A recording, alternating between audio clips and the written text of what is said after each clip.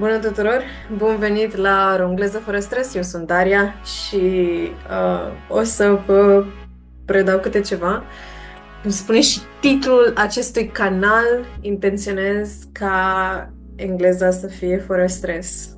Pentru că învățarea unei limbi trebuie să fie făcută într-un mod în care să ne placă, într-un mod în care să ne atragă, într-un mod în care să ne țină conectați la tot ceea ce învățăm la fiecare lecție.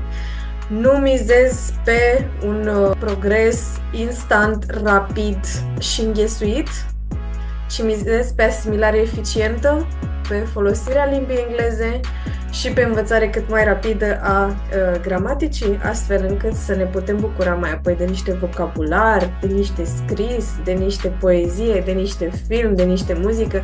Adică engleza nu este atât de dificilă. Dintre toate limbile străine cu care am mai jonglat în anii aceștia, pot spune că engleza este o limbă stas, o limbă care de-a lungul timpului a mizat foarte, foarte mult pe simplificare și o limbă care nu trebuie să ne dea bătăi de cap doar pentru că nu am avut timp să învățăm sau nu am avut profesori buni care să ne-o predea sau profesori cu care să ne simțim bine când au predat-o. Engleza poate fi învățată de absolut oricine, nu trebuie să fii un maestru al limbilor străine ca să asimilezi engleza și este utilă. Asta este argumentul suprem al învățării limbii engleze pe care îl zic de fiecare dată. Engleza este extra utilă în ziua de astăzi și poate fi accesibilă tuturor. Pentru asta este acest canal, pentru asta este Rongleza fără stres, accesibilitate a învățării limbii engleze. Ok.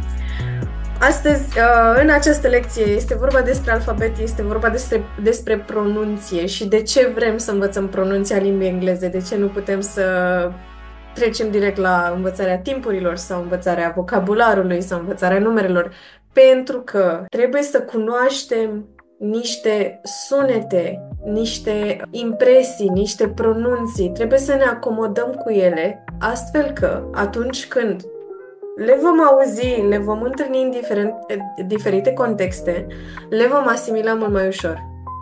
Trebuie să ne acomodăm cu sunetul unei limbi, pentru ca noi să putem mai târziu folosi acea limbă.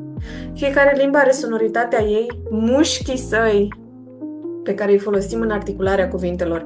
Și nu trebuie să evităm partea de fonologie doar pentru că pare nefolositoare. Este extra folositoare, ajută la retenție, ajută la atenție și ne ajută să înțelegem mai bine mecanismul limbii, cum funcționează limba. Acum, sunt câteva diferențe între ce întâlnim în română și ce întâlnim în engleză, clar. Însă nu trebuie să ne panicăm. Toate acestea pot fi foarte ușor înțelese cu niște explicații, ok, cu niște exerciții, cu niște ilustrații. Limba engleză nu are diacritice. Slavă cerului!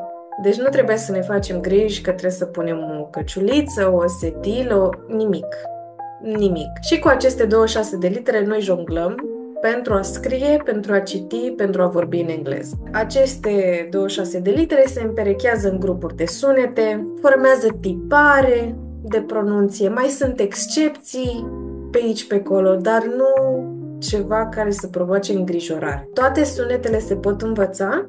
Este vorba despre a înțelege care este mecanismul articulator, de a înțelege cum funcționează mușchii noștri pe care noi îi folosim zi de zi când vorbim, când respirăm, când spunem ceva. Sunt niște limbi în care vorbitorilor le place să se audă vorbind.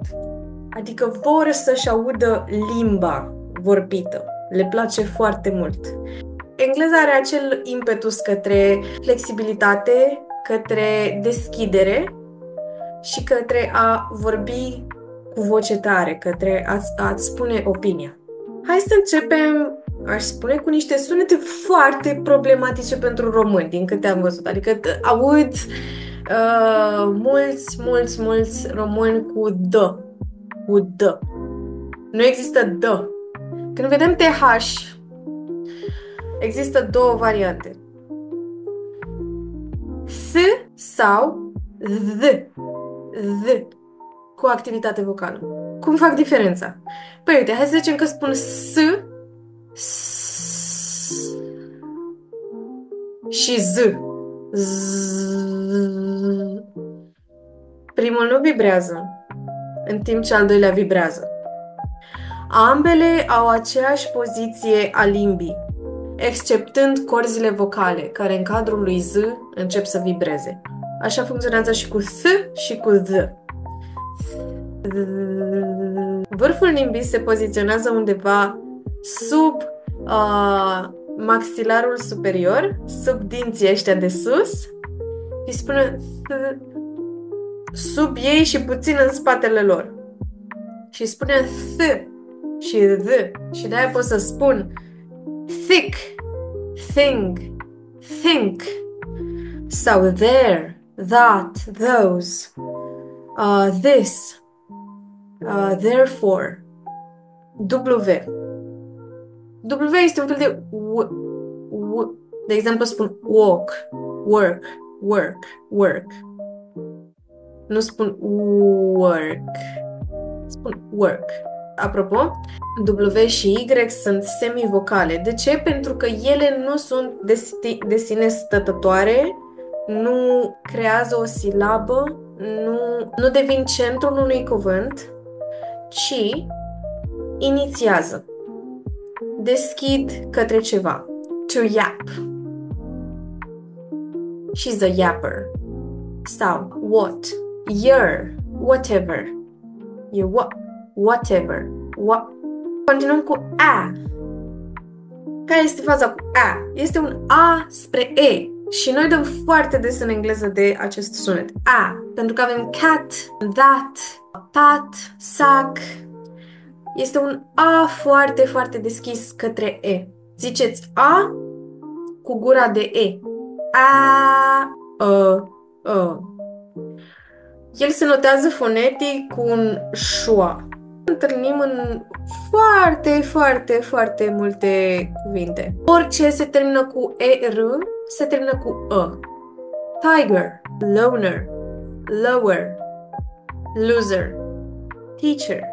Alte cuvinte ar fi sure, about,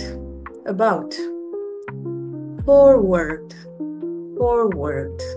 Apoi mai sunt niște combo-uri, cum ar fi dg sau dj, edge, adjacent, knowledge,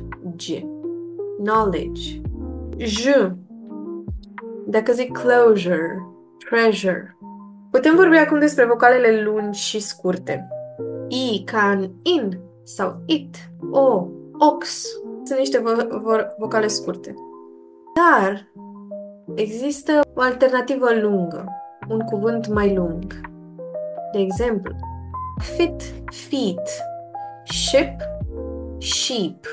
Acum avem litere care dispar. Ce facem cu astea? Adesea apar în grupuri de consoane. În aceste grupuri de consoane, de obicei, ceva nu se pronunță. Litera K în ni, night, knit, no. Mereu dispare. Avem L în talk, could, would, should. Nu se pronunță niciodată. Nu. Autumn, column, t, castle, listen, whistle, w, answer, wrap, wreath, wreck. În cazul W-ului, din nou, vedem o nuanță. Poate fi omis complet și cel mai adesea este omis complet, deci puteți să-l omiteți complet și să nu faceți nicio problemă. Mai sunt oameni care își rotunjesc foarte puțin buzele pentru a da o nuanță de ring, right, în loc de right. G. Design. Ca în română. Design, sign, foreign. Apoi B, care are două situații speciale. Dumb and debt. În momentul în care este precedat de M și în momentul în care este urmat de T. Mereu este debt, nu debt. debt. Asta e tot ce mi-am notat pentru astăzi și sper să fie de folos. Și ne mai vedem la lecții următoare.